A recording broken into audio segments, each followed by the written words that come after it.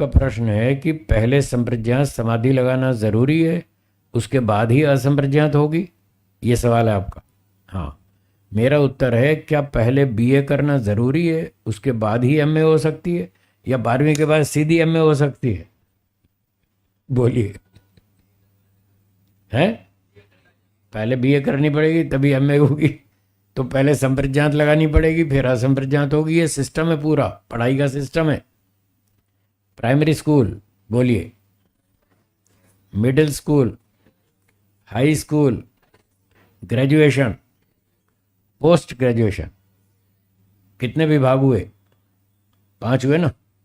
फिर से गिनो, primary school, middle school, high school, graduation, post graduation. ठीक है, अब समाधि भी 5 है, 4 तो संप्रज्ञात और 5वीं असंप्रज्ञात।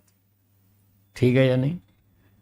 अब 5 समाधियों के नाम बोलिए। वितर्क समाधि, विचार समाधि, आनंद समाधि, अस्मिता समाधि, असंप्रज्ञात समाधि। 5 हुई ना। बस ये 5 हमारी पढ़ाई का सिस्टम है। पहली समाधि वितर्क, ये है प्राइमरी स्कूल। दूसरी विचार समाधि, मिडिल स्कूल। तीसरी आनंद समाधि, हाई स्कूल। चौथी अस्मिता समाधि, ग्रेजुएशन।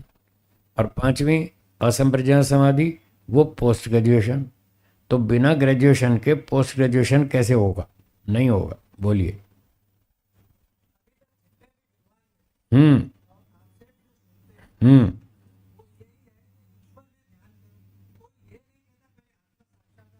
ठीक है, मैंने जो कहा योग दर्शन के प्रमाण से कहा, मैंने अपने घर की बात नहीं बताई। ये जिन लोगों ने योग दर्शन पढ़ रखा है इनसे पूछ लीजिए, ये साक्षी हैं। इधर बैठे हैं, उधर बैठे हैं, पीछे बैठे हैं, इधर कई लोग बैठे हैं जिन्होंने योग दर्शन पढ़ा है, और मैं तो प्रमाण सहित बोल रहा हूँ। और पता भी बता रहा हूँ, योग दर्शन पहला चैप्टर 17वां सूत्र, जिसमें 4 समाधि संप्रज्ञात की बताई। मैं तो प्रमाण से बोल रहा हूँ। जिन्हों जो क्या बोलता है वो उन विद्वानों का ठेका मैंने नहीं लिया। वो जो बोलते हैं उनका सवाल वो बताएंगे, मेरा सवाल मैं बताऊंगा। मैं जो अपनी बात कहता हूँ उसका, मुझ पर ही बात पे जो सवाल उठेगा उसका उत्तर मैं दूंगा, उसका जिम्मेदार मैं हूँ। वो लोग जो कहते हैं उसका उत्तर देने का जिम्मेदारी उनकी है, उनका सवाल उनसे पूछो। मैं प्रमाण से बोल रहा हूँ। वो जो कहते हैं ना कि ईश्वर का ध्यान करो, वो योग दर्शन वाली पूरी प्रक्रिया को नहीं कह रहे, वो सामान्य बात को कह रहे हैं। सामान्य बात यह है कि भगवान का ध्यान करना चाहिए, सही बात है। योग दर्शन वाली प्रक्रिया थोड़ी डिफरेंट है, उससे थोड़ी अलग है।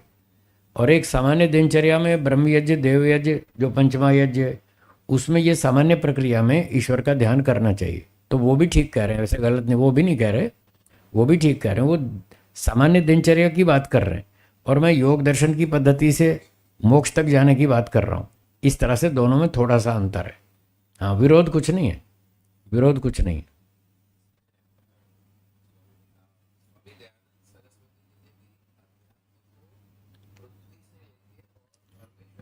हाँ, ऐसा बोला है, ऐसा बोला है। कहना था हाँ। कि पृथ्वी से लेके परमेश्वर पर्यंत, यानी पृथ्वी सबसे स्थूल पदार्थ है। फिर हम धीरे धीरे सूक्ष्म में जाते जाते जाते जाते इन चारों समाधियों में से निकलकर फिर आत्मा तक, और आत्मा के बाद ईश्वर तक। तो अध्यात्म का जो ये है अर्थ जो है वो ये है कि सूक्ष्म से लेकर, अरे स्थूल से सूक्ष्म की ओर जाना। इसलिए ये स्टेप आएंगे। और जिनको लक्ष्य आगे बढ़ना हो तो फिर पद्धति ये सांख्य ये योग योग दर्शन वाली वाली चलेगी, ही बिल्कुल ठीक। और इसका 2-4 बार अध्ययन करने से समझ में आ जाता स्पष्ट है, हो जाएगा। स्पष्ट हो जाता है। ठीक बात। ये ऋषियों की मान्यता, स्वामी दयानंद जी की भी मान्यता यही है। ठीक।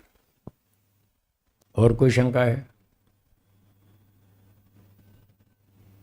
ठीक है, पाठ आगे चलाएं।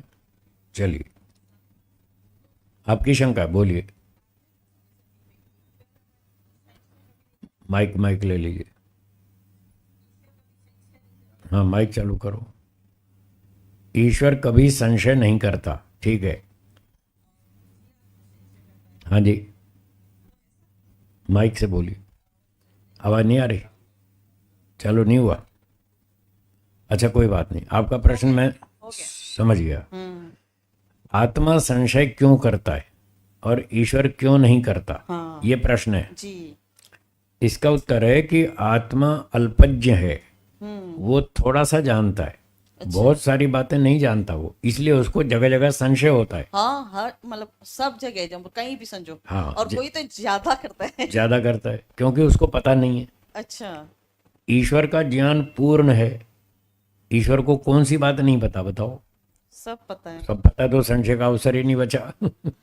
संशय तो तब होता है जब कुछ मालूम हो और कुछ ना मालूम हो, वहाँ संशय होता है।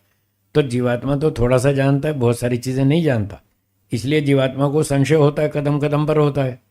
और ईश्वर सर्वज्ञ है, उसको कोई संशय के लिए बचा ही नहीं मैटर, कहाँ संशय करेगा वो। वैसे जीवात्मा को ऐसा होना चाहिए क्या, संशय? हाँ, होना चाहिए, स्वाभाविक है, हाँ। क्योंकि उसका ज्ञान थोड़ा है, इसलिए उसको संशय होना चाहिए। संशय होना चाहिए, फिर प्रमाण तर्क से हाँ। विचार करके उसका निवारण भी होना चाहिए। हाँ, फिर डिसीजन ले लेता है। हाँ, यदि संशय हो गया और निवारण नहीं हुआ तो टेंशन है। हाँ, फिर टेंशन। तो पर टेंशन है। वैसे होना चाहिए ना। हो सकता है, होना चाहिए, हाँ, बस वही होना ही पूछना- चाहिए, हाँ, वही पूछना था। होना चाहिए जी। ठीक है, चलिए। हाँ जी, आगे चलूं। अगला सूत्र देखिए, ये हो गया हमारा 34वां। अब आगे 35वां, स्वकर्म के बारे में बताएंगे। सूत्र 35 बोलिए, स्वकर्म स्वाश्रम विहित कर्म अनुष्ठानम। स्वकर्म के बारे में कपिल मुनि जी बता रहे हैं। स्वकर्म का तात्पर्य क्या है? स्व आश्रम विहित कर्म अनुष्ठानम, अपने आश्रम का जो कर्म विहित है, बताया गया, जो अपने कर्म अपने आश्रम में करने योग्य कर्म बताया गया, उसका अनुष्ठान यानी आचरण करना। तो यहाँ स्व आश्रम है, संन्यास आश्रम। अपना आश्रम, अपना आश्रम कौन सा? संन्यास। क्यों संन्यास, क्यों है स्व आश्रम? क्योंकि संन्यास के बिना मोक्ष होता नहीं।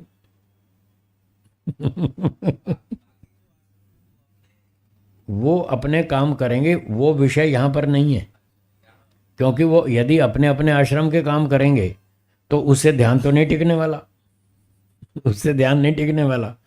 तो ध्यान टिकने के अब उपाय बता रहे हैं, ध्यान कैसे टिकेगा उसका उपाय बता रहे हैं। हाँ, तो योग दर्शन के साथ ये सांख्य दर्शन समान शास्त्र है, दोनों के सिद्धांत एक जैसे हैं। तो योग दर्शन में बताया कि व्यवहार में यम नियम का पालन करो। तो यहाँ स्वाश्रम का अर्थ है संन्यास आश्रम, और संन्यास आश्रम में स्वकर्म है, यम और नियम। सन्यासी के लिए जो विशेष जोर लगाकर बताया, सामान्य रूप से यम नियमों का पालन सभी आश्रमों को करना चाहिए, उनके लिए छूट नहीं है। हाँ, छूट सबके लिए, किसी के लिए भी नहीं है, सबके लिए नियम है। तो स्वाश्रम का अर्थ है मुमुक्षु का आश्रम, मुमुक्षु तो सभी है, तो सभी के लिए जो कॉमन प्रोग्राम है वो है यम और नियम। प्रत्येक आश्रम के कुछ अपने अलग अलग विशिष्ट कर्म हैं। ब्रह्मचारी का काम है पढ़ना, व्यायाम करना, शरीर को बलवान बनाना, बुद्धि का विकास करना, चरित्र को अच्छा बनाना, ये ब्रह्मचर्य आश्रम के विशेष कार्य हैं। लेकिन यम नियम का पालन तो उसको भी करना है। अहिंसा सत्य का पालन तो ब्रह्मचारी को भी करना है, उसमें छूट नहीं है। तो ये जो यम नियम है ये सभी आश्रमों के कर्तव्य हैं, कॉमन। ठीक है, तो यहाँ पर ये कह रहे हैं स्व आश्रम कर्म विहित कर्म अनुष्ठानम, जो अपने आश्रम में कर्मों का विधान किया उसका अनुष्ठान करना। तो अपना आश्रम संन्यास आश्रम, संन्यास आश्रम ये मोक्ष दिलाने वाला आश्रम है, इसलिए स्व आश्रम का अर्थ संन्यास आश्रम किया विद्वानों ने, भाष्यकारों ने। तो जो मोक्ष दिलाने वाला आश्रम है उसका जो मुख्य कार्य है वो है यम और नियम। तो अष्टांग योग में यम नियम भी तो आता है, बिना उसके तो ध्यान कैसे टिकेगा? इसलिए व्यवहार को शुद्ध करने के लिए पहले यम नियम का पालन करना होगा।